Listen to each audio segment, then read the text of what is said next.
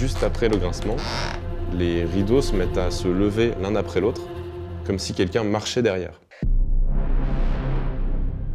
Donc en parlant avec ma famille, on s'est rendu compte que les premiers événements dits paranormaux se seraient passés dans la chambre de ma sœur, où elle avait souvent cette sensation d'être observée. Il y avait aussi cette ampoule dans sa chambre, la lumière de son lustre, qui se mettait un peu à bugger, à clignoter, mais uniquement la nuit. Et on avait beau changer l'ampoule, ça y changeait rien.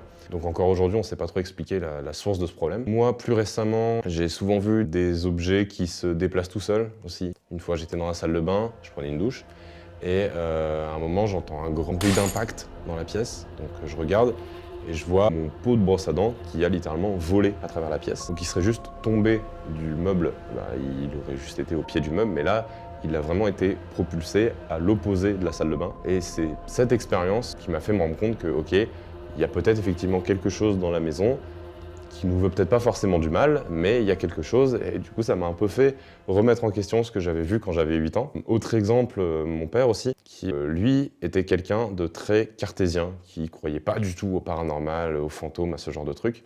Et une fois, on était à un repas de famille, il monte dans sa chambre pour aller chercher son téléphone, et en arrivant dans sa chambre, il marche sur le plancher, et le bois se met à grincer, mais à l'opposé de la pièce par rapport à lui. Donc sur le moment, il se dit, c'est juste le bois qui travaille. Sauf que juste après ce grincement, les rideaux de sa penderie, parce que la penderie de mes parents est cachée par des rideaux japonais, juste après le grincement, les rideaux se mettent à se lever l'un après l'autre, comme si quelqu'un marchait derrière. Et quand mon père a vu ça, il a pris son téléphone, il est tout de suite redescendu, et donc il nous raconte ce qui vient de lui arriver.